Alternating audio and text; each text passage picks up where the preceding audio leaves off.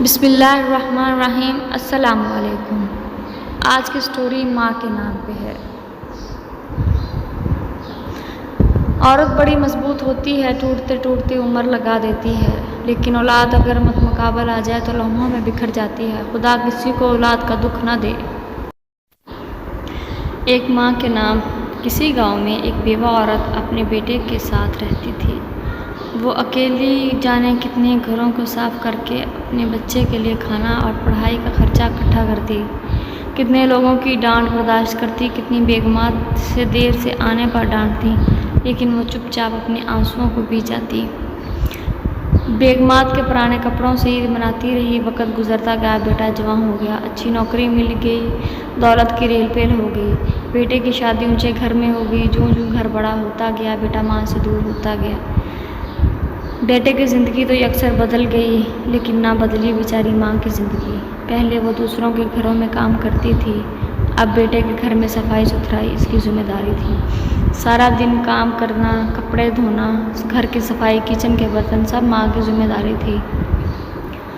گھر کے کونے میں گھر کے کباڑ کے ساتھ ماں کی ٹوٹی چارپائی اور پرانا کمبل تھا۔ ماں کے لیے بیٹا کبھی ماں کے پاس آتا تو ماضی کی غریبی اور کمسری کے طعنے دینے، سردی اپنے عروج پر تھی، پھٹا کمبل بوڑھی ماں کو سردی سے بچا نہیں پاتا تھا۔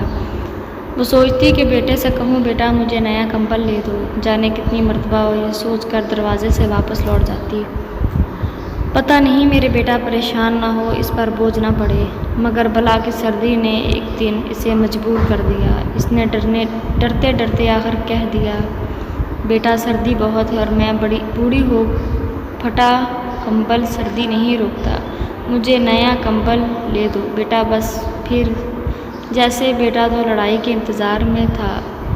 بیگم سے مخاطب ہوا، دیکھو میری ماں کو کتنا خیال ہے ہمارا، تیری شال پچھلی سردیوں والی ہے، بیٹے کی جرسی اور سویٹر لینا ہے، میرے لیے اپر لینا ہے، ہم لوگ باہر جاتے ہیں، یہ گھر میں رہتی ہے، امی گزارا کرو، ابھی حالات نہیں آپ کو نیا کمبل لے کے دیا جائے، گزارا کرو اگلی سردی میں لے دوں گا۔ ماں چپ چاپ چلی گئی اور پرانے کمبل اور ٹوٹی چارپائی پہ لیٹ گئی۔ سردی نے بوڑھی ماں پر ایسے حملہ کیا کہ کانپتی اللہ کو پیاری ہو گئی۔ ساری زندگی دکھوں سے لڑنے والی سردی سے نہ لڑ پائی اور زندگی کی بازی ہار گئی۔ صبح جب بیٹے کو علم ہوا تو اس نے جیسے خزانے کھول دیے، لاکھوں کا خرچہ کیا، لوگ اششکار اٹھے کہ دیکھو کتنی محبت کرتا ہے بیٹا ماں سے، مرنے کے بعد بھی لاکھوں کا خرچہ کیا ہے۔ پلیز زندہ ماں باپ کی قدر کیجیے۔ اگر آپ کو میری تحریر پسند آئی ہو تو کمنٹ ضرور کیجیے گا، اور اگر کوئی غلطی ہو تو ہماری اصلاح کیجیے گا۔ شکریہ۔